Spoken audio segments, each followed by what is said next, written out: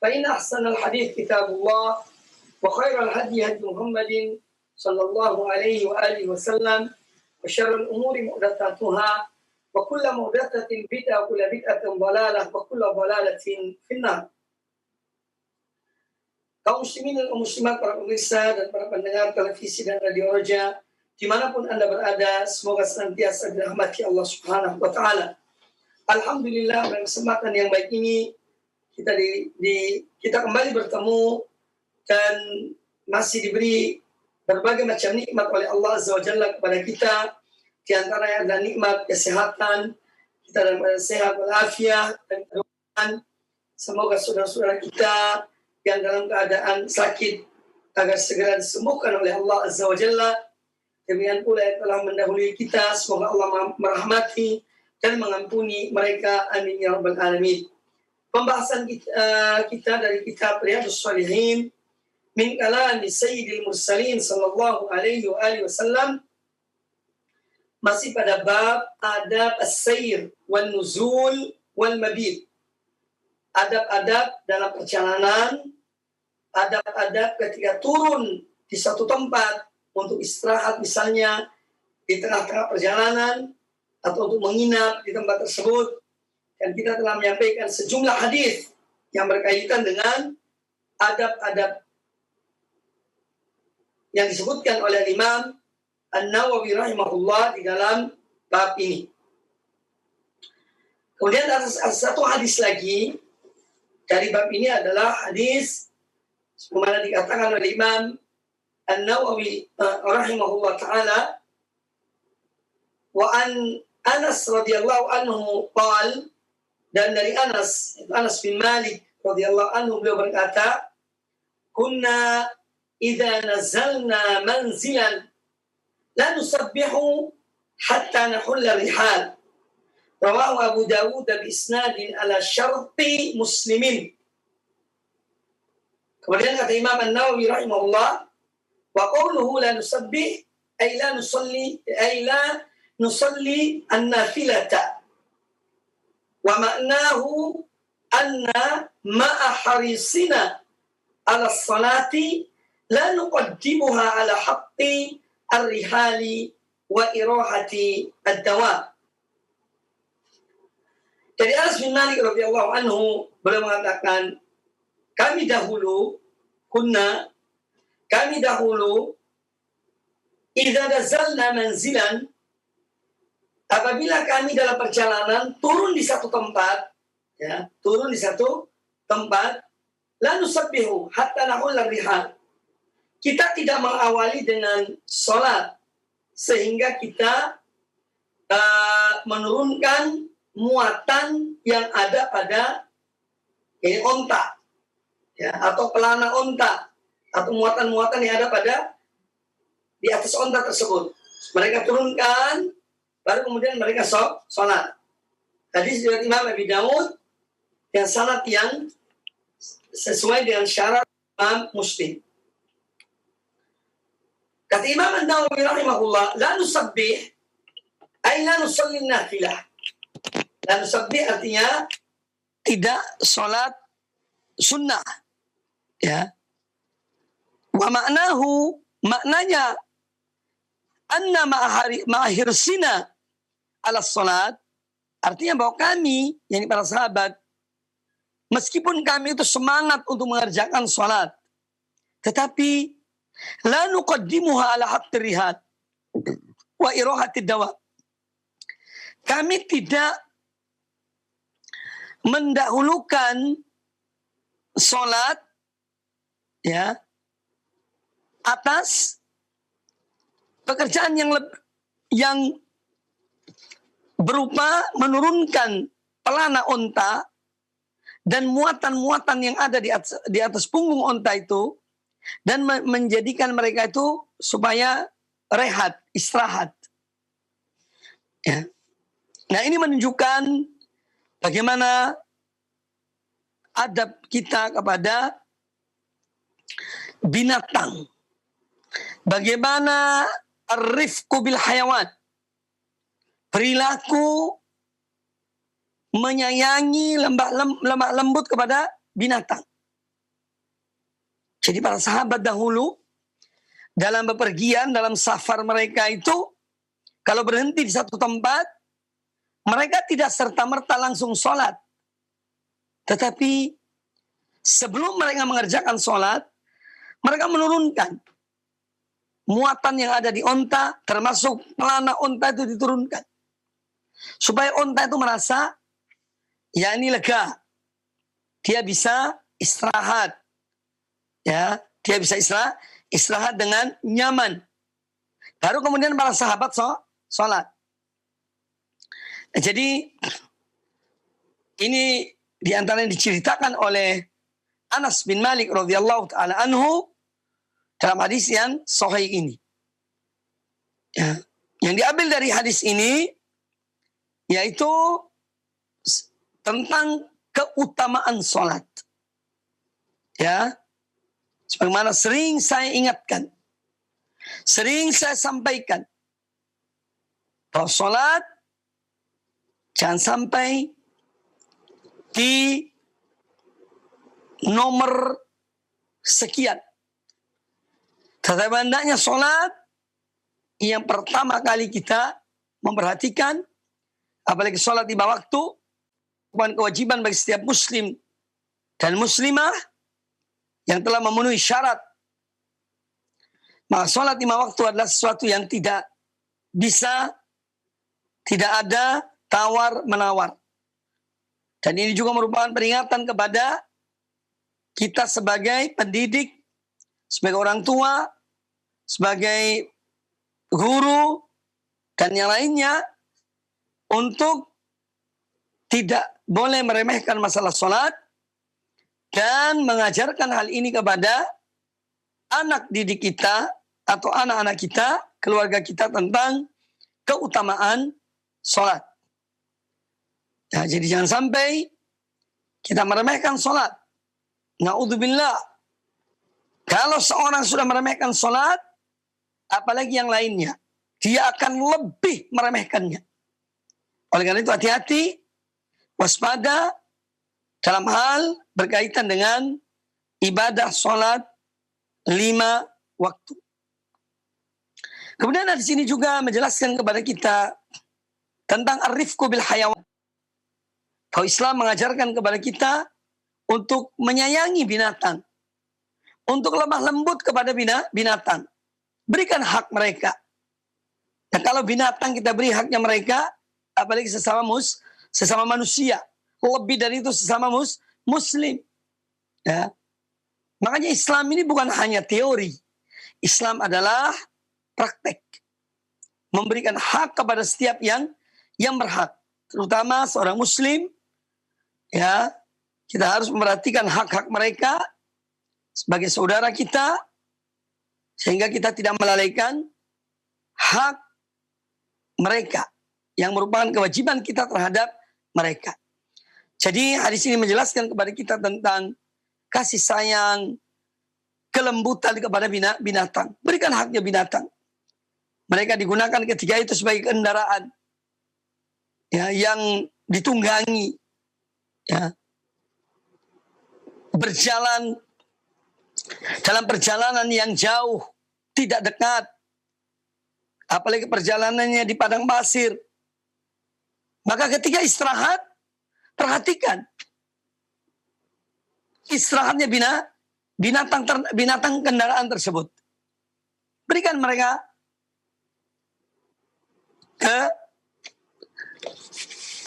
haknya mereka untuk istirahat. Di antaranya adalah menurunkan pelana yang ada pada punggung unta itu, supaya dia lebih leluasa dalam istirahatnya, lebih nyaman dalam istirahatnya. Yaitu menurunkan muatan, juga menurunkan pelana yang ada yang digunakan ketika dalam perjalanan.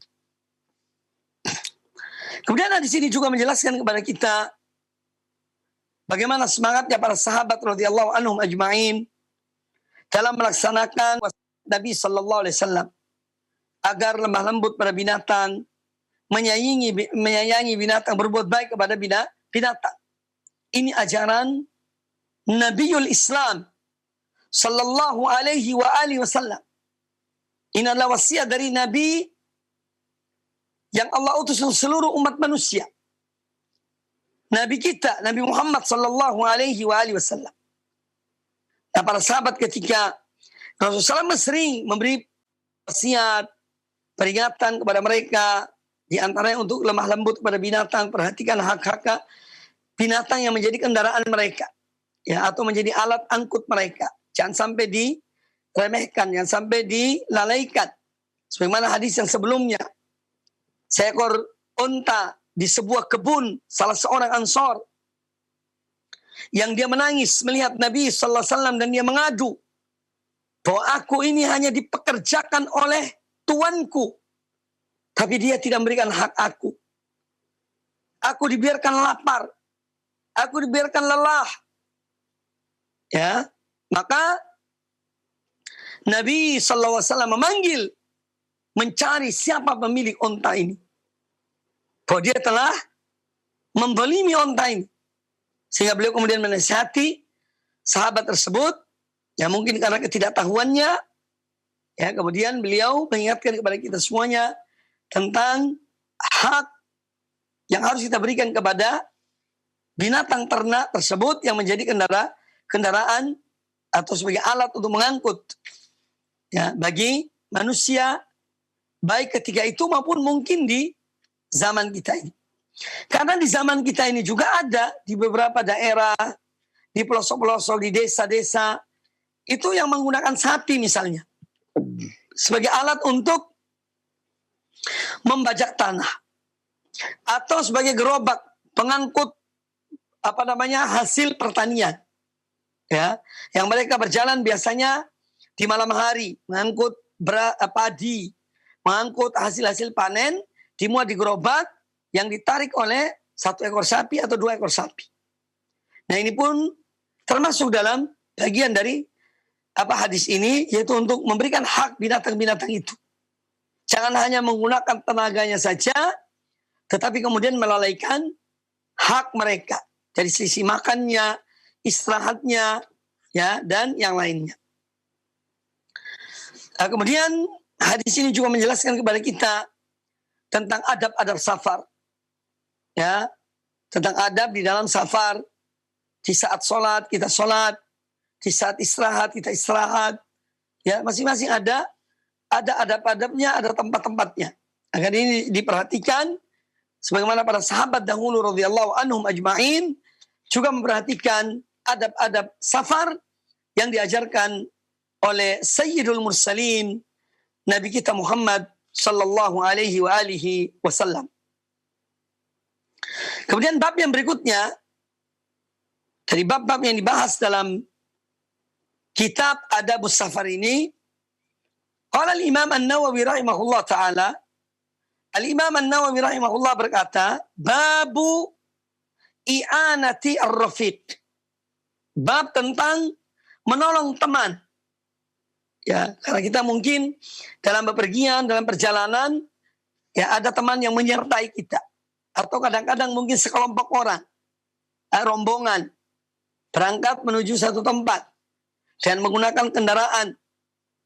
Nah, apa yang seyogianya dilakukan oleh seorang yang bepergian bersama dengan yang lainnya? I'anatu, babu i'anatir rafiq. Bab tentang menolong teman, ya, baik dalam kehidupannya ketika bermukim, juga ketika safar, ketika bepergian, ya. Karena kadang-kadang ketika bepergian justru lebih dibutuhkan pertolongan. Jadi ada orang-orang tertentu yang menyertai kita dalam bepergian, dia justru lebih membutuhkan pertolongan kita.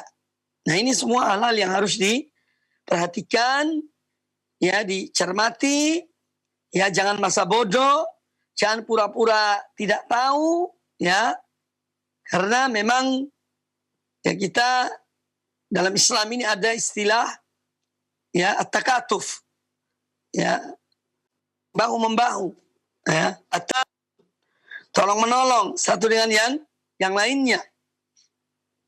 Kemudian kata Imam An-Nawawi rahimahullah ta'ala, setelah menyebut bab tentang i'anat al-rafiq, kata beliau, fil babi ahaditsu katsiratun taqaddamat. Dalam bab ini banyak hadis-hadis yang sudah dijelaskan. Ya, sudah dijelaskan sebelumnya. Hadis, contohnya adalah hadis, wallahu fi auni al-abdi ma kana al-abdu fi auni akhihi. Dan Allah senantiasa berada atau senantiasa menolong seorang hamba selama seorang hamba itu selalu menolong saudaranya. Jadi Allah selalu menolong seorang hamba yang dia selalu menolong saudaranya. Nah, ini satu janji dari Rasulullah sallallahu alaihi wasallam. Dan itu realita dalam hidup ini. Bahwa orang yang selalu menolong saudaranya, Allah akan menolongnya. Tetapi seorang yang cuek pada saudaranya, maka dia pun akan mendapat balasan yang serupa. Yang serupa. Jadi wallahu fi auni al-abdi ma kana al-abdu fi auni akhihi. Allah berada dalam pertolongan seorang hamba selama hamba itu selalu berada dalam menolong saudaranya. Apalagi kita hidup di masa seperti ini, di saat-saat yang juga kita rasakan tentang kesulitan, dengan adanya wabah yang itu ujian bagi kita. Nah, di sini harus kita ini menghilangkan sifat ego, sifat individualistis, sifat keakuan yang hanya mementingkan diri sendiri, sehingga kemudian melalaikan saudaranya. Seorang mukmin harus berjiwa besar, harus berjiwa besar menghadapi ujian, menghadapi tantangan. Hadapilah dengan lapang dada, penuh tawakal kepada Allah subhanahu wa ta'ala. Jadi sifat-sifat yang mulia. Sifat-sifat yang mulia. Juga di antara hadis yang telah disampaikan, disebutkan oleh An-Nawawi dalam bab ini, wa hadis kullu ma'rufin sadaqah wa asbahuhuma. Demikian pula hadis tentang kullu ma'rufin sadaqah. Setiap perbuatan baik itu adalah sedekah. Makanya jangan pelit terhadap berbuat baik. Apalagi kita hidup, kita sekarang ini, saat-saat ini, kita berada di hari-hari yang mulia. Hari-hari yang mana Allah subhanahu wa ta'ala sangat mencintai amal-amal kebaikan yang dilakukan di hari-hari ini, yaitu 10 hari pertama dari bulan Dzulhijjah, yang diawali mulai hari Ahad yang lalu. Ahad, Senin, Selasa. Ini hari yang ketiga. Tanggal 3 Dzulhijjah. Ini hari-hari yang mulia, yang dimana Allah SWT sangat mencintai amal-amal kebaikan yang dilakukan oleh seorang hamba. Ma min ayyamin al-amalus salih fiha ahabbu ilallah min hadhil ayyam. Tidak ada amal soleh atau tidak ada hari-hari yang mana amal-amal soleh itu lebih dicintai oleh Allah Ta'ala seperti hari-hari ini. Maka jangan warok dalam berbuat baik di saat-saat seperti ini. Dan apapun yang kita miliki, termasuk menyebarkan ilmu, ini juga amal yang memiliki fadilah yang besar. Kemudian yang punya harta, bersedekah, yang membantu orang yang membutuhkan, dia infakkan hartanya untuk kebaikan, fadilahnya juga besar. Atau berzikir, memperbanyak bertakbir, memperbanyak bertasbih, memperbanyak mengucapkan kalimat la ilaha illallah, mentauhidkan Allah subhanahu wa ta'ala. Jadi hari-hari ini hari-hari amal kebaikan. Sebetulnya kalau berbicara tentang amal-amal kebaikan, kita hidup di dunia ini agar tidak merugi itu selalu berbuat baik. Ya. Namun Allah Subhanahu wa taala dan rahmatnya dan kasih sayangnya kepada umat Muhammad sallallahu alaihi wasallam, Allah Azza wa Jalla menjadikan musim-musim panen dalam tanda petik. Musim-musim panen pahala, panen ganjaran, panen amal-amal kebaikan. Di antaranya adalah atau seperti di bulan Ramadan. Juga seperti di hari ini, 10 hari pertama bulan Zulhijjah. Ya. Syekh Muhammad bin Shalih Al-Utsaimin rahimahullah taala, beliau pernah ditanya dan beliau menjelaskan. Dan beliau mengatakan ini harus dijelaskan pada umat. Kita mempunyai ada hari-hari yang mulia, ya, yaitu ada 10 hari terakhir atau 10 malam terakhir bulan Ramadan dan ada 10 hari pertama bulan Zulhijjah. Pertanyaannya, seorang mengerjakan 2 rakaat pada 10 malam terakhir di bulan Ramadan dan seorang mengerjakan 2 rakaat pada 10 hari bulan Zulhijjah, mana lebih afdal? Nah, dijawab oleh beliau rahimahullah ta'ala, lebih afdal 2 rakaat yang dikerjakan di bulan 10 hari pertama bulan Zulhijjah. Ya. Ini dengan nas dari Nabi sallallahu alaihi wasallam. Tidak ada hari-hari, ya, yang mana amal-amal soleh lebih dicintai oleh Allah Ta'ala melebihi hari-hari ini. Ya. Oleh karena itu, kaum muslimin dan kaum muslimat, para pemirsa dan para pendengar televisi dan radio Roja dimanapun Anda berada, jangan kita sia-siakan. Detik-detik yang kita jalani sekarang ini akan berakhir. Ya, akan berakhir. Sampai tanggal 10. Maka mari kita manfaatkan yang sebaik-baiknya. Amal apa saja yang bisa kita lakukan.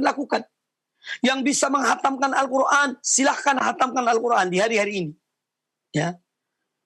Yang bisa bersedekah, yang bisa berzikir, ayo berzikir. Ya. Berzikir dan banyak macam-macam zikir. Zikir-zikir yang diajarkan oleh Nabi SAW. Ya. Bukan zikir-zikir yang diadakan oleh manusia, tidak. Tapi zikir-zikir yang diajarkan oleh Rasulullah SAW. Nah, ini kesempatan yang baik. Ya, termasuk ini memberi sedekah, memberi makan kepada orang yang juga yang puasa di hari-hari ini, termasuk amal yang baik berpuasa. Ya, di hari-hari ini sampai tanggal 9 itu hari Arafah. Ini termasuk puasa, termasuk amal yang dianjurkan. Dan amal-amal yang lainnya. Ya, jadi ini kesempatan yang baik untuk kita saling mengingatkan satu dan yang lainnya. Kita diperintahkan untuk apa? At-ta'awun 'alal birri wat taqwa. Wa ta'awanu 'alal birri wat taqwa. Tolong menolonglah kalian dalam hal berbuat baik dan bertakwa. Wala ta'awanu 'alal itsmi wal udwan. Dan janganlah kalian tolong menolong dalam perbuatan dosa dan permusuhan. Ya, kita dilarang tolong menolong dalam perbuatan dosa dan permusuhan. Tapi kita diperintahkan untuk tolong menolong dalam perbuatan baik dan bertakwa kepada Allah Subhanahu wa taala. Maka kullu ma'rufin sadaqah. Setiap amal kebaikan itu adalah sedekah.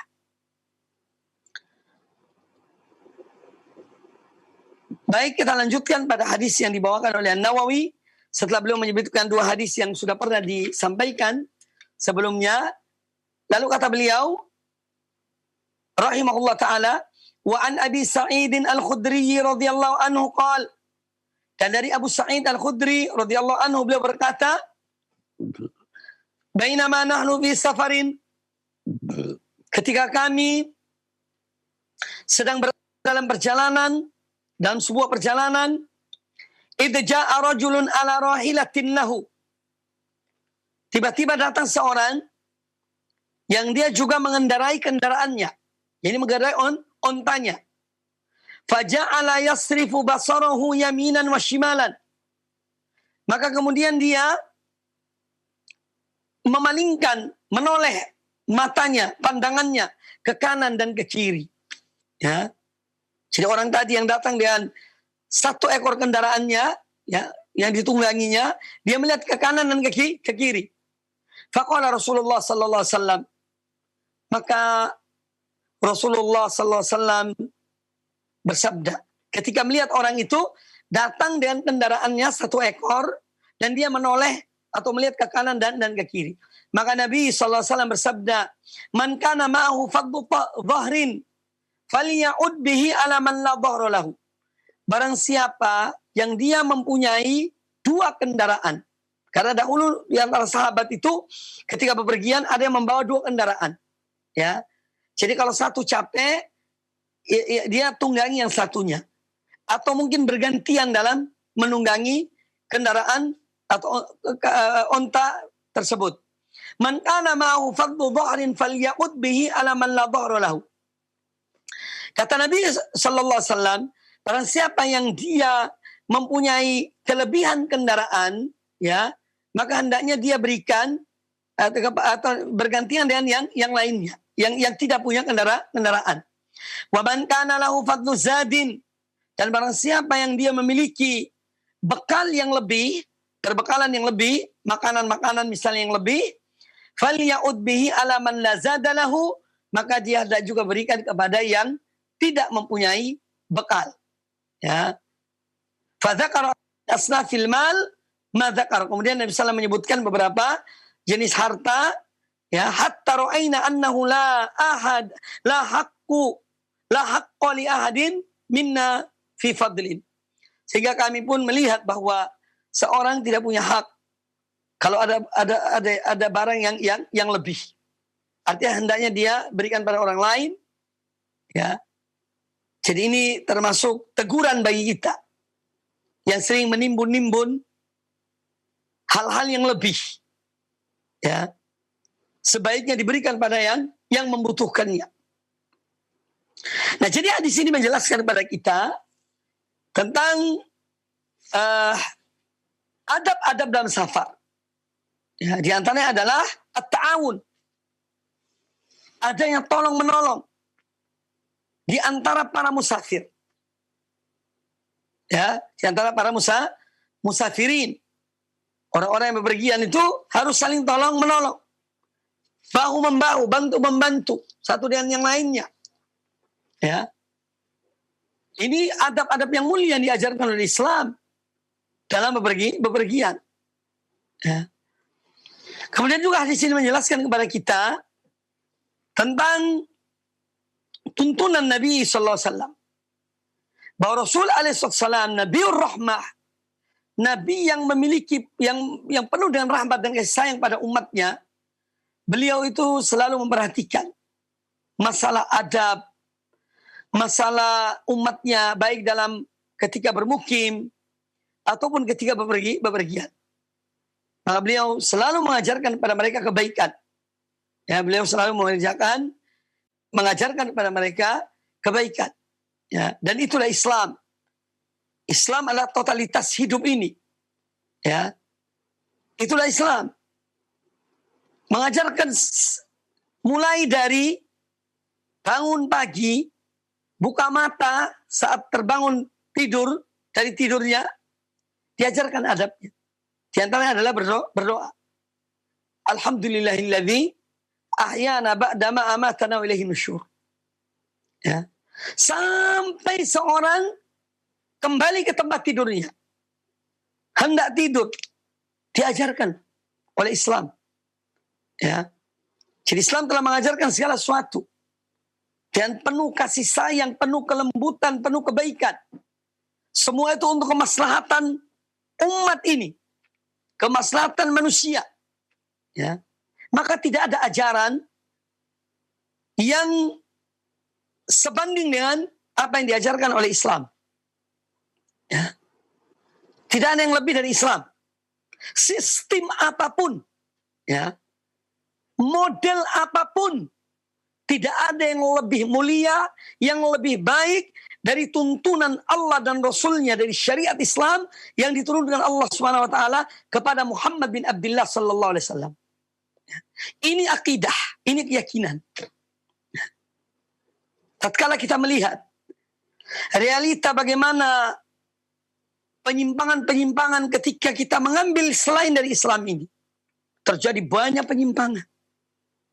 Ya. Karena jauh dari tuntunan Allah dan Rasulnya sallallahu alaihi wasallam.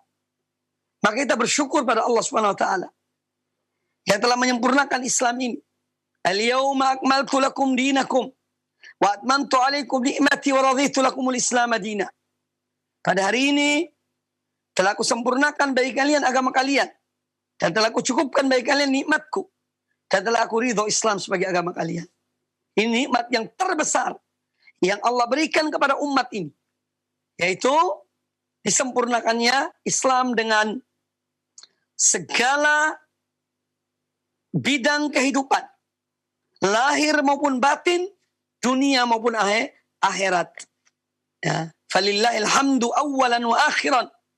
Maka segala puji hanya milik Allah, dari pertama sampai terakhir. Dan kita harus ridho kepada Islam ini. Dan orang yang ridho kepada Islam ini, dia yang akan merasakan lezatnya iman itu. Makanya kita dianjurkan setiap pagi dan petang mengucapkan raditu billahi rabban wa bil islami dinan wa bi Muhammadin sallallahu alaihi wasallam nabiyan. Ya. Aku ridho Allah sebagai Rabbku, sebagai sembahanku. Ya. Aku ridho Islam sebagai agamaku, dan aku ridho Nabi Muhammad sallallahu alaihi wasallam sebagai nabiku. Semua akan merasakan lezatnya iman, lezatnya Islam yang dipeluknya. Para pemirsa rahimani wa rahimakumullah, di antara pelajaran yang diambil dari hadis ini, kita diajarkan oleh Nabi sallallahu alaihi wasallam untuk bersikap cepat tanggap. Ya.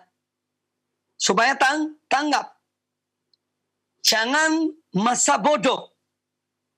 Ketika melihat sesuatu, yang mana sesuatu itu kelihatannya memerlukan perhatian, itu langsung tanggap. Ketika orang itu datang dengan satu kendaraannya, bergabung dengan Nabi Sallallahu Alaihi Wasallam dan para sahabat lainnya dalam safar, dalam bepergian, orang itu melihat ke kanan dan ke kiri. Nabi Sallallahu Alaihi Wasallam langsung tanggap melihat orang itu. Apa yang dia inginkan? Ya. Nah, sini namanya cepat tanggap itu kalau bahasa Arabnya adalah sari'ul khatir atau sur'atul khatir. Orang yang cepat tanggap.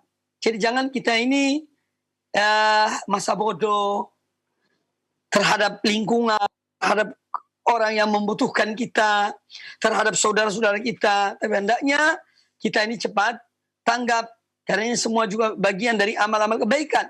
Kalau orang itu membutuhkan, ayo kita berusaha untuk menolong saudara kita, membantu saudara kita semampu kita, ya, semampu kita. Kemudian hadis yang berikutnya,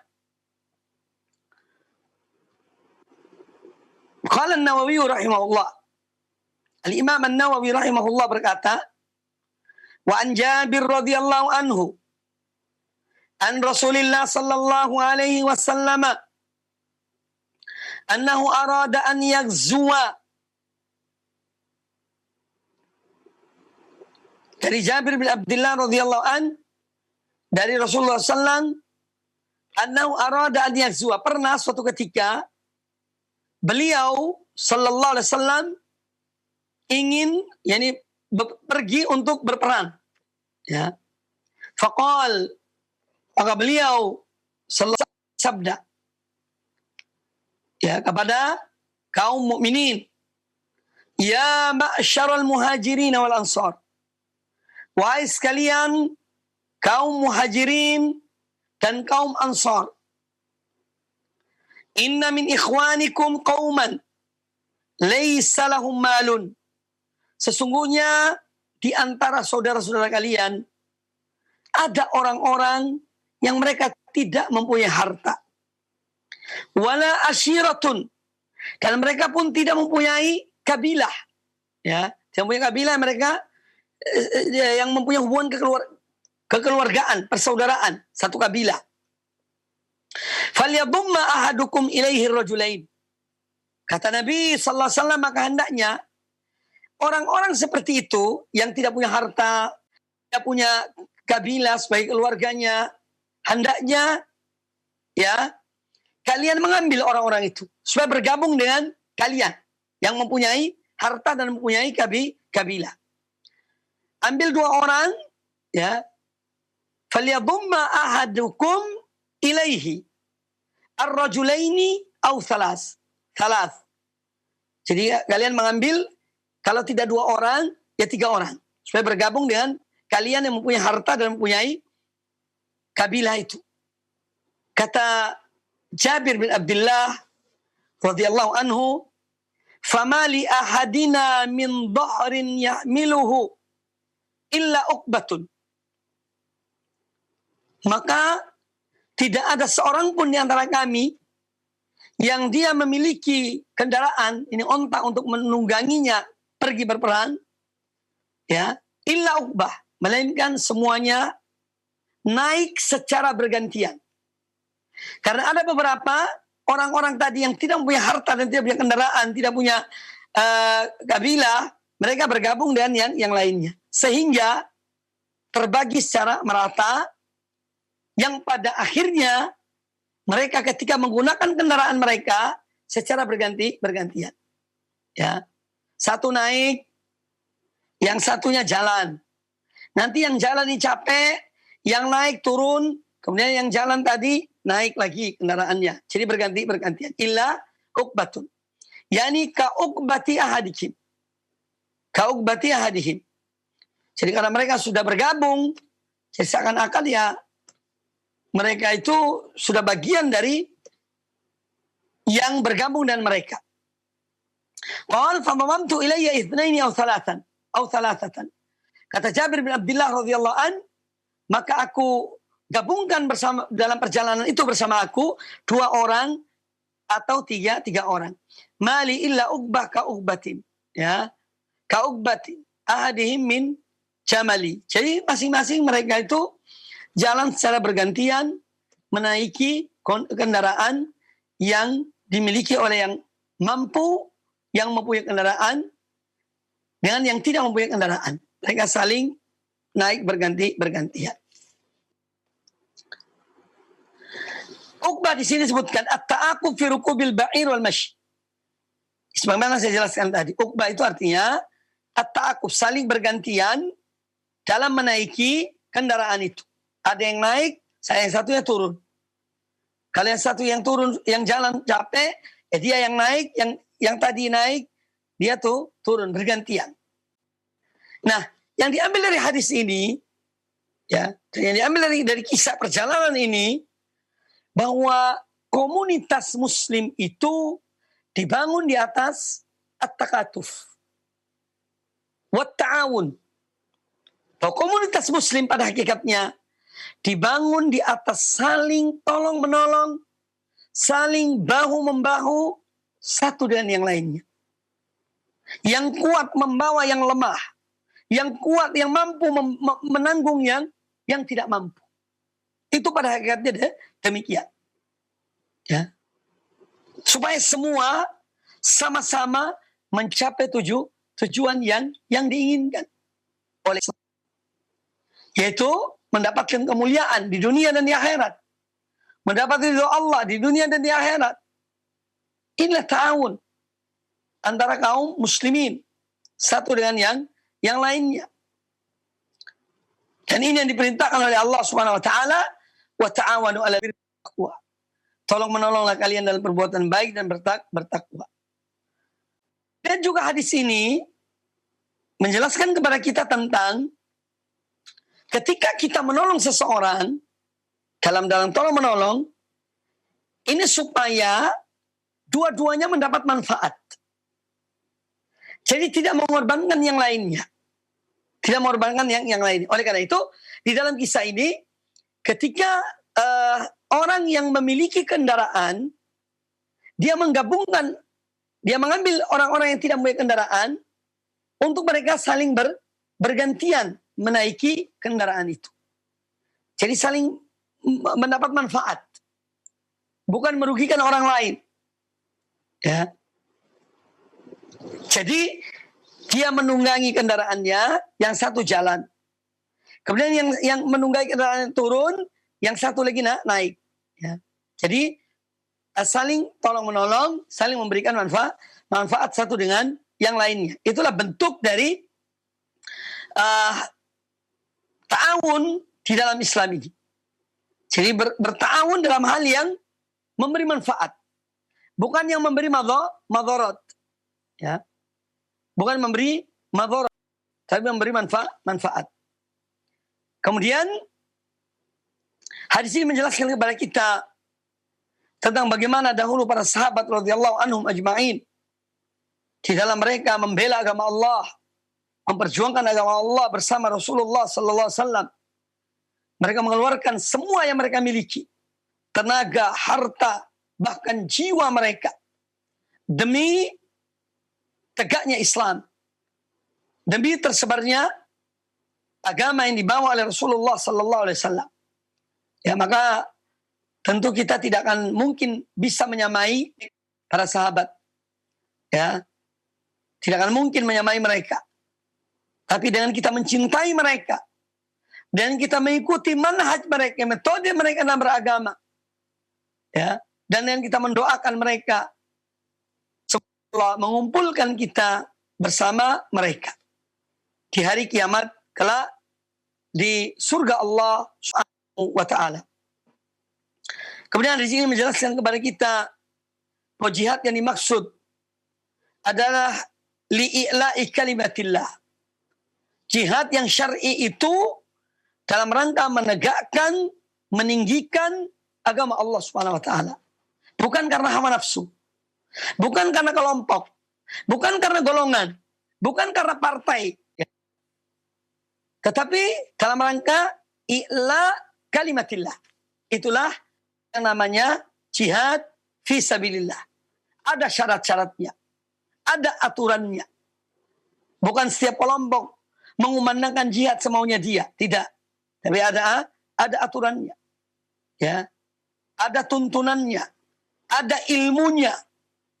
Makanya sebelum jihad itu harus belajar, harus menuntut ilmu. Karena dengan menuntut ilmu kita mengetahui mana yang hak, mana yang batil, mana yang benar, mana yang salah. Ya, itu dengan menuntut ilmu. Jadi kita tidak bisa memungkiri tentang bagaimana perjuangan para sahabat dahulu dalam menolong Allah dan Rasulnya Sallallahu Alaihi Wasallam, dalam menolong agama Allah Subhanahu Wa Taala, sehingga sampai kepada kita hari ini, ya, dan seterusnya. Ini salah satu sebab juga setelah Allah Subhanahu Wa Taala adalah dengan perjuangan para sahabat, tabi'in, dan orang-orang yang mengikuti mereka dengan baik dalam menyebarkan Islam ini. Kemudian bahwa hadis ini menjelaskan kepada kita juga ketaatan para sahabat kepada Rasulullah sallallahu alaihi wasallam. Beliau setiap mengarahkan mereka mengerjakannya. Kalau kita sekarang ini tidak banyak menghafal hadis, tapi tidak mengerjakan hadis itu, ya. Banyak menghafal hadis, banyak menghafal ilmu, banyak menghafal ayat, tapi tidak mengerjakan hadisnya, ayatnya tidak dikerjakan, ya, dilalaikan. Atau sekedar sudahlah, yang penting aku punya dalil, ya. Tapi dahulu para sahabat, dan ini manhaj mereka mengamalkan apa yang diarahkan oleh Nabi Sallallahu Alaihi Wasallam, bukan hanya teori, tetapi diamalkan, dipraktekkan, diejawantahkan dalam kehidupan mereka. Ya, itulah para sahabat. Ya. Maka dari itu, di sini pentingnya kita selalu introspeksi diri kita.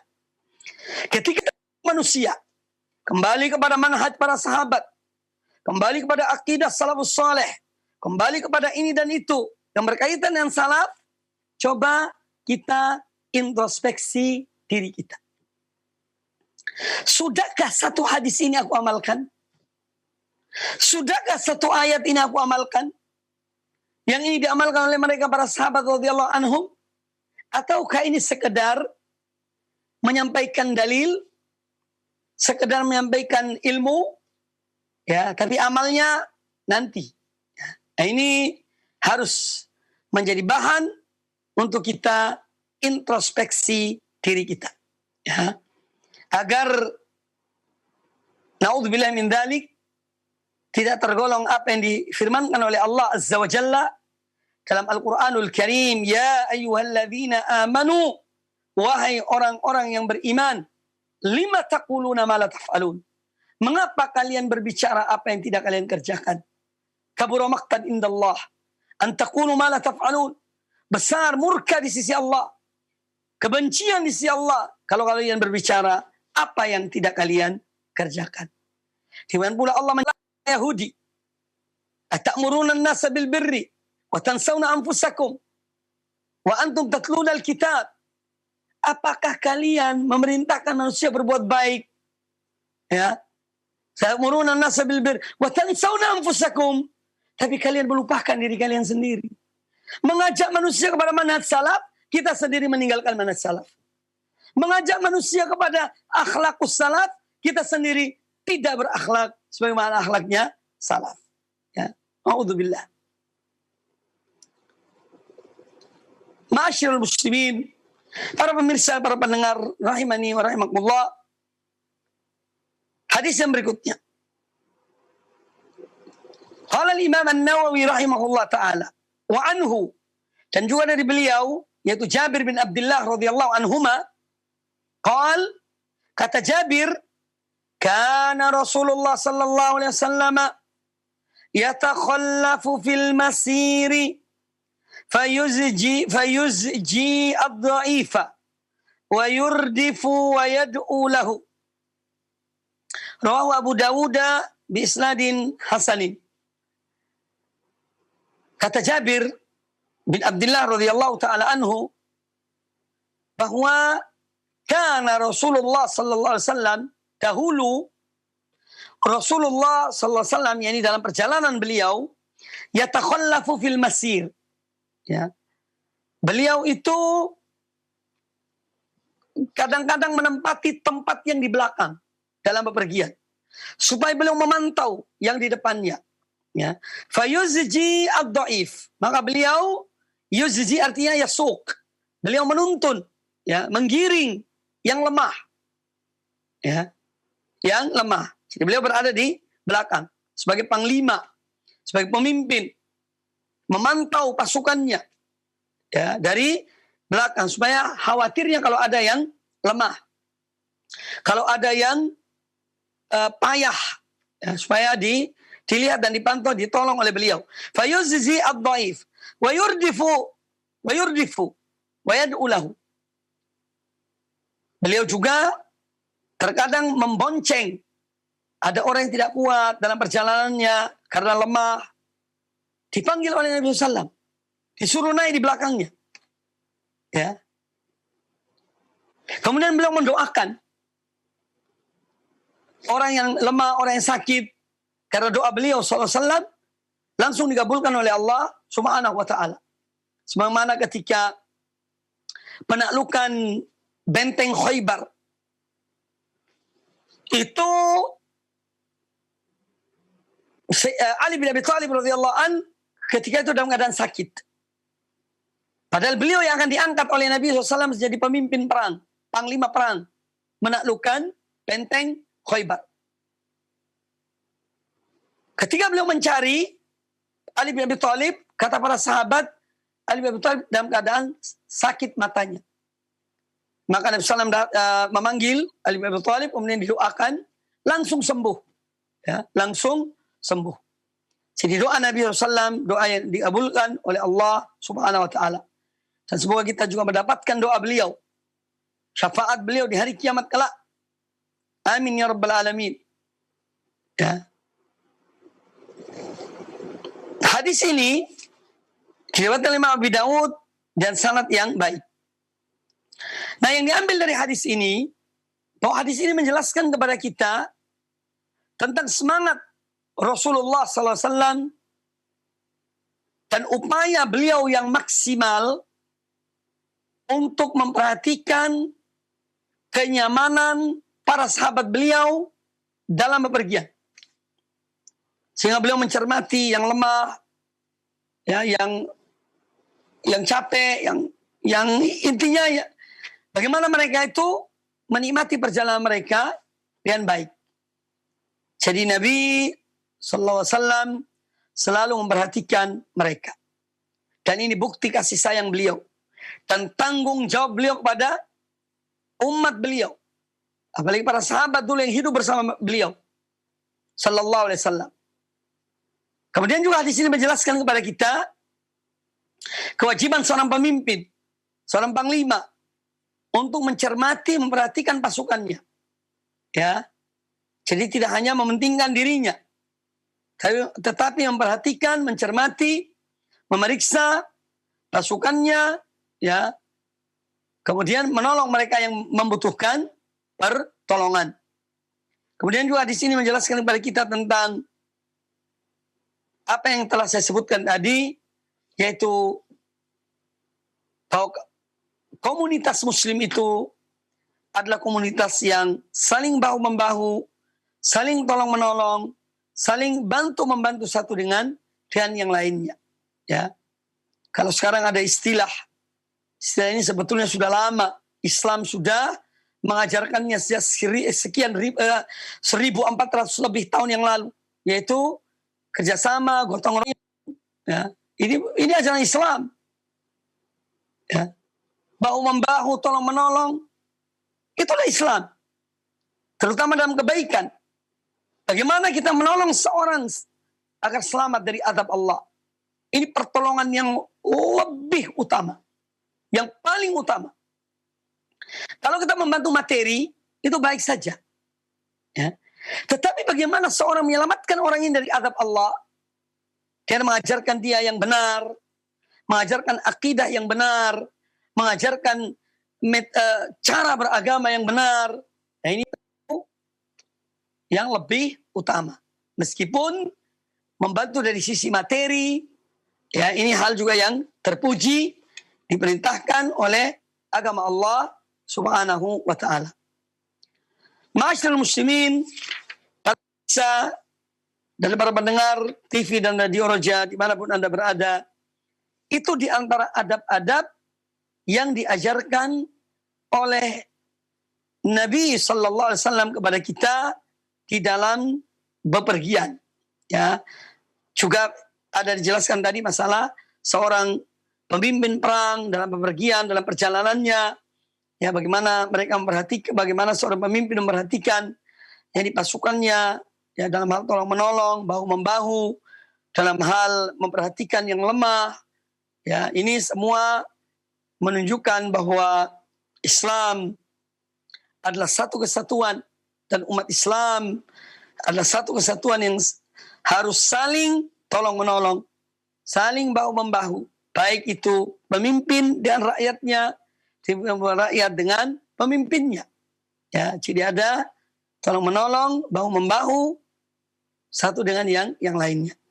Nah, ini yang harus kita tanamkan dalam praktek hidup kita. Dalam praktek hidup kita. Sehingga kita tidak hanya berteori, tapi teori itu diamalkan. Tidak hanya berilmu, tetapi ilmunya diamalkan. Ya. Insya Allah pada pertemuan akan datang, kita akan membahas bab yang berikutnya. Bab yang ke-170 atau 171. Babu ma yaqulu idza rakiba dabbah bis-safar. Juga masih dalam hal berkaitan dengan adab-adab dalam perjalanan. Judul yang akan datang insyaallah bab tentang apa yang diucapkan oleh seorang ketika dia menaiki kendaraannya untuk safar. Jadi ketika seorang menaiki kendaraan, ada untuk bepergian safar, ada sekedar dia di tempat yang dekat, pergi ke tempat yang dekat. Ini nanti akan diajarkan kepada kita doa perjalanan, ya. Doa ketika kita bepergian. Juga ada doa ketika naik kendaraan. Jadi kita ada dua hal di sini yang perlu diperhatikan. Insya Allah nanti saya akan jelaskan. Ada doa ketika naik kendaraan. Nah, ketika naik kendaraan, doa ini dibaca, entah kita bepergian atau tidak, kita dianjurkan membaca doa naik kendaraan. Dan yang kedua, kalau kita akan bepergian, kita membaca dua macam doa. Doa ketika naik kendaraan dan doa ketika safar, ketika akan pergi jauh. Ya. Adapun doa naik kendaraan itu meskipun di dalam kota, ya, seperti kita akan pergi satu tempat yang dekat, ya, tidak dalam jarak bepergian, nah itu kita juga tetap dianjurkan untuk membaca doa naik kendaraan. Nanti akan kita jelaskan insya Allah Ta'ala pada pertemuan yang akan datang. Baik, saya kira cukup. Mudah-mudahan apa yang disampaikan bermanfaat bagi kita semuanya. Dan semoga Allah Subhanahu Wa Ta'ala senantiasa memberikan taufik, hidayah, dan inayahnya kepada kita untuk terus meningkatkan amal-amal kebaikan. Apalagi di hari-hari yang mulia ini. Dan kami kembalikan ke Jakarta. Aqulu qouli hadza wallahu ta'ala a'lam. Jazakallahu khairan, kami sampaikan kepada Ustaz Mubarak Bamu Alim LCMHI Hafizahullah Ta'ala yang telah membimbing kita dalam pembahasan kitab Riyadhus Shalihin ini. Dan kami undang Anda, para pemirsa dan pendengar Roja dimanapun Anda berada, untuk berinteraktif secara langsung. Dalam sesi tanya jawab, Anda dapat melayangkan pertanyaan melalui pesan singkat. Baiklah Ustaz, kita coba angkat pertanyaan pertama melalui pesan singkat. Pertanyaan dari hamba Allah, tidak disebutkan di mana Ustadz.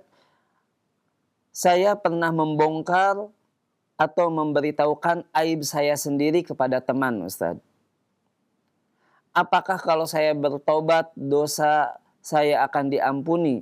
Karena saya pernah membaca bahwa ada hadis yang mengatakan setiap umatku akan mendapat pengampunan kecuali mujahirin Ustadz. Orang yang terang-terangan berbuat dosa. Mohon penjelasannya Ustaz. Baik, pertanyaannya bagus. Yaitu tentang orang yang membuka aibnya. Di dalam masalah ini, ya, ada dua hal. Kalau seorang dia membuka aibnya atau menceritakan aibnya kepada seseorang, jadi perbuatan dosanya pada seseorang, kalau dia berniat untuk membanggakan dosa itu, bahwa aku telah berbuat begini dan begitu, itu yani seakan-akan dia mengatakan menunjukkan kehebatannya. Maka ini adalah dosa tambahan. Ya, dosa tambahan dari perbuatan dosa yang dia lakukan. Misalnya, seorang di malam hari dia minum minuman keras.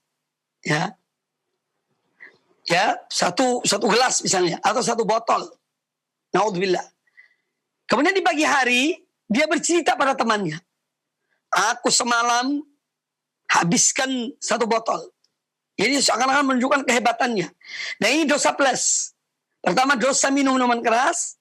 Yang kedua dosa dia banggakan dengan apa yang dia lakukan.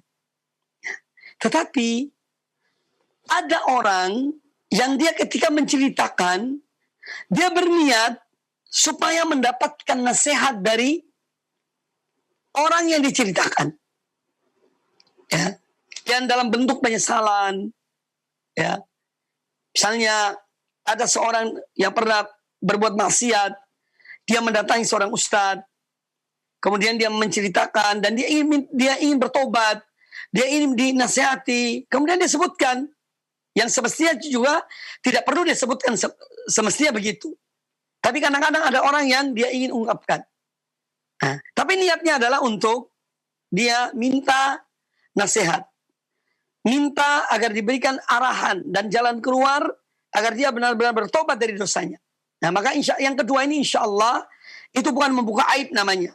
Ya, tapi dia minta arahan dari seseorang yang mengarahkannya kepada kebaikan.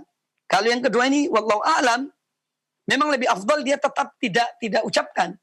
Namun kalaupun dia ucapkan itu bukan hal yang insya Allah tidak berdosa bagi dia, karena dia ingin jalan keluar, dia ingin bimbingan kepada yang terbaik. Jadi ada dua macam, ya. Seorang menciptakan aibnya itu ada dua macam. dia banggakan, ini dosa. Ya. Atau mungkin sengaja dia untuk menceritakan bahwa aku telah berbuat ini dan itu. Ini juga perbuatan dosa. Tetapi kalau dia niatnya bukan karena itu, dia ingin mendapatkan bimbingan, arahan agar dia bertobat pada Allah Ta'ala, kepada seorang yang alim disebutkan hal itu, maka insya Allah tidak mengapa. Dan adapun yang ditanyakan tadi, apakah dia berdosa dan perbuatan yang dia lakukan dulu, ya Allah masih menerima taubatnya kalau dia bertobat? Jawabannya, Allah Maha penerima taubat. Bagi setiap hamba yang kembali kepada Allah Ta'ala dan bertobat pada Allah Ta'ala, maka Allah zat yang maha pengampun, zat yang maha pengasih dan penyayang. Ya qul ya ibadiyalladzina asrafu ala anfusihim la taqnatu min rahmatillah. Allah mengatakan kepada Nabi SAW, memerintahkan kepada beliau untuk menyampaikan kepada hamba-hamba Allah agar tidak putus asa dari rahmat Allah. Ya, bahwa Allah yang mengampuni semua dosa. Maka cukup Anda bertobat pada Allah Ta'ala, dan Allah maha pengampun, penerima tobat. Wallahu a'lam. Jazakallahu khairan Ustadz atas penjelasannya, dan berikutnya kita akan coba angkat penanya melalui line telepon. Kami persilahkan. Iya, silakan. Halo. Iya, silakan. Oh iya. Assalamualaikum warahmatullahi wabarakatuh. Waalaikumsalam warahmatullahi wabarakatuh. Dari siapa, di mana Ibu? Dari Umuraka di Jakarta. Mau bertanya, Ustadz, sikap seorang muslim apabila tetangga di depan rumah meninggal, suspeknya COVID gitu, apakah boleh takziah gitu? Terus kalau keluarga korban minta bantuan, itu gitu gimana gitu sikap kita itu? Takut karena corona atau misalkan kita ikhlas aja gitu? Sikap yang terbaik itu bagaimana itu? Itu aja, syukran. Afwan, jazakillahu khairan. Tafadhol Ustaz. Permasalahan tentang tetangga kita misalnya meninggal karena COVID. Apakah kita takziah atau tidak? Ya, ini kita melihat kalau sekarang ini sebetulnya sudah ada misalnya telepon. Karena kita mungkin dilarang juga mendatangi rumah mereka karena semuanya positif misalnya, maka cukup kita dengan menelpon. Ya, kami ikut mendoakan pada yang meninggal.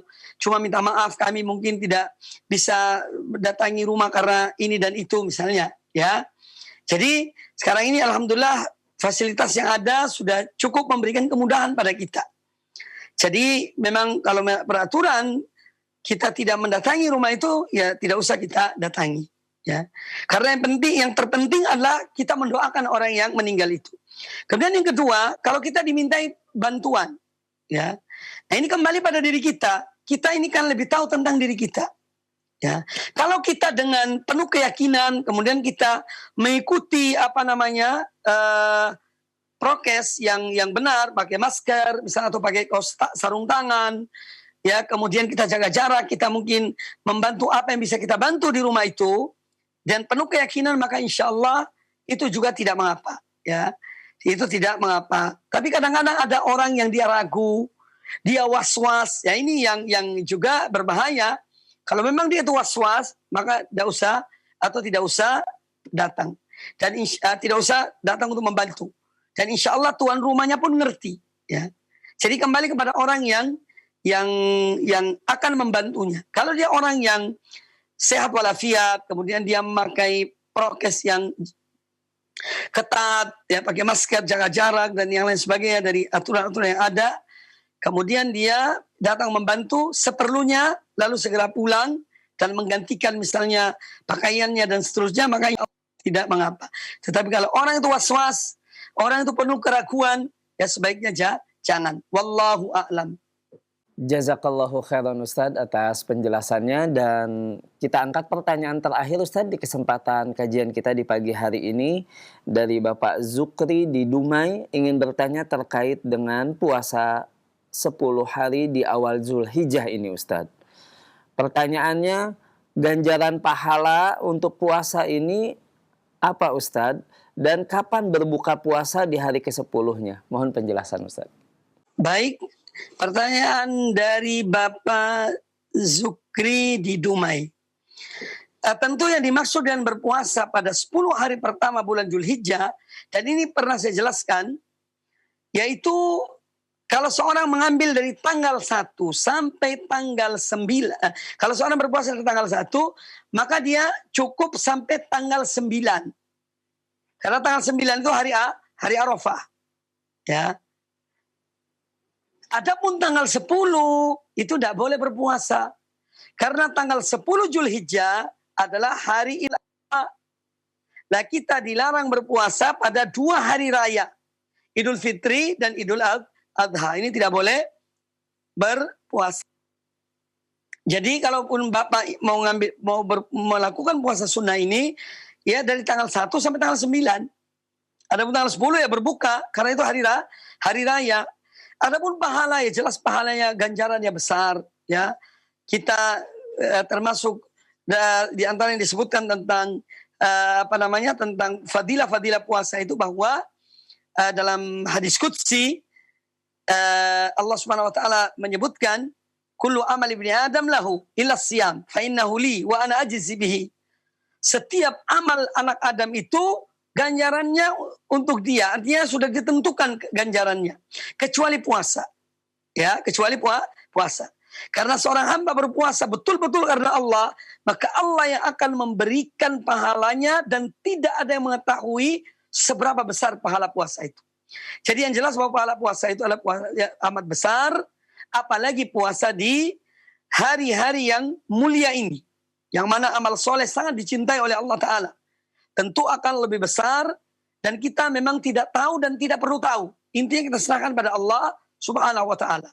Dan kita yakin bahwa Allah Ta'ala tidak akan menyia-nyiakan amal-amal kebaikan para hambanya. Innallaha la yudhi'u ajral muhsinin. Sesungguhnya Allah tidak menyia-nyiakan pahala bagi orang-orang yang berbuat baik. Intinya kita amalkan, selebihnya kita serahkan pada Allah Subhanahu wa Ta'ala. Ini tentang pertanyaan dari Bapak Zukri di Dumai. Ya. Ini amal yang baik, amal yang soleh, tidak hanya puasa, juga amal-amal yang lainnya. Semoga kita semua diberikan taufik oleh Allah Azza wa Jalla, dan diberikan kekuatan untuk meningkatkan amal-amal kebaikan di hari-hari ini, ya, dan hari-hari yang akan datang juga demikian, ya. Selesai dari 10 hari terakhir, 10 hari pertama bulan Dzulhijjah juga kita diberi taufik oleh Allah Ta'ala untuk melanjutkan amal-amal soleh dan amal-amal kebaikan yang kita kerjakan. Karena apa? Kehidupan ini adalah sebuah kerugian, kecuali 4 hal. Sebagaimana Allah Ta'ala berfirman, wal asri, demi masa, innal insana lafi khusrin, sesungguhnya manusia berada dalam kerugian, illal ladzina amanu wa amilus solihat, kecuali orang-orang yang beriman dan beramal soleh, wa tawassaw bil haqqi wa tawassaw bis sabr, dan orang-orang yang saling wasiat mewasiati dalam kebenaran dan wasiat mewasiati dalam kesabaran. Maka hidup seorang mukmin 4 hal ini, yaitu iman, amal soleh, tawassaw bil haq, tawassaw bis sabr. Insyaallah seorang tidak akan merugi. Demikian, mudah-mudahan bermanfaat. Wallahu ta'ala a'lam. Jazakallahu khairan Ustadz atas penjelasannya, dan tampaknya pertanyaan tadi menjadi penutup untuk pertanyaan kita di kesempatan pagi hari ini Ustadz. Tafadhol Ustadz untuk penutup dari antum. Muslimat, para pemirsa dan para pendengar televisi Roja dan Radio Roja dimanapun Anda berada, alhamdulillah, mudah-mudahan pertambahan ilmu itu juga akan menambah amal kita, ya, dan kita selalu mohon pada Allah Azza wa Jalla taufik. Semoga Allah memberikan kepada kita taufik untuk kita diberi kekuatan meningkatkan amal-amal kebaikan di hari-hari yang mulia ini. Dan kami pada kesempatan yang baik ini mengingatkan kembali, yang pertama tentang keberadaan kita di hari-hari yang ini, ya, agar mari kita betul-betul meningkatkan amal-amal kebaikan, amal soleh. Apa saja yang bisa kita lakukan dari amal-amal kebaikan itu, lakukanlah, ya. Entah itu dalam bentuk harta atau ibadah, dalam menginfakkan harta, bersedekah, atau misalnya dalam kita melakukan amal-amal ibadah, sholat sunnah rawatib, ada sholat tahajud, kemudian ada sholat duha, ya, ada juga zikir, baca Al-Quran, dan yang lainnya. Dari amal-amal kebaikan, tingkatkanlah semampu kita. Ya, semampu kita. Kemudian yang kedua, ya kita sama-sama melihat dan menyaksikan ya hari-hari ini yang mana bagaimanapun hal ini tidak bisa dipungkiri tentang keadaan yakni tersebarnya COVID-19 ini yang banyak merenggut nyawa saudara-saudara kita, maka jangan lupa kita selalu dan terus mendoakan mereka. Yang sakit semoga disembuhkan oleh Allah Subhanahu wa taala, dan yang meninggal semoga dirahmati oleh Allah taala, dan termasuk orang-orang yang mati dalam keadaan baik, mati syahid karena wabah Covid ini. Kemudian yang ketiga, mari kita menaati aturan-aturan yang ada, tetap menjaga kesehatan kita, menjaga diri kita ya di dalam menjalani hari-hari ini. Ya, supaya kita pun dengan seizin Allah mudah-mudahan terhindar dari penyakit atau wabah ini. Walaupun semua itu kembalikan pada Allah Subhanahu wa taala. Demikian, dan perbanyak doa ya di hari-hari ini. Mohon pada Allah Azza wa Jalla kebaikan dunia dan akhirat. Dan kita mohon pada Allah Azza wa Jalla semoga Allah segera mengangkat wabah ini ya dan mengembalikan kita kepada yang terbaik. Ya amin ya rabbal alamin. Akhirnya kepada Abu Lukman dan yang lainnya, jazakumullah khairan. Semoga bermanfaat. Demikian pula para pemirsa, para pendengar, kami senantiasa mendoakan untuk semuanya. Semoga Allah Azza wa Jalla menjaga kita dan antum semuanya dari berbagai hal yang buruk, dan semoga kita diberikan taufik oleh Allah Subhanahu wa taala untuk istiqamah di atas akidah yang benar dan di atas sunnah Rasulullah SAW sampai akhir dari kehidupan kita di dunia ini. Aku qouli hadza wa jazakumullah khairan. Apabila ada kata-kata yang kurang berkenan, saya mohon maaf. Subhanakallahumma wa bihamdika asyhadu an la ilaha illa anta astaghfiruka wa atubu ilaik. Wa sallallahu wasallam wa barak ala nabiyyina wa ala alihi washabihi ajma'in. Thumma assalamu alaikum warahmatullahi wabarakatuh.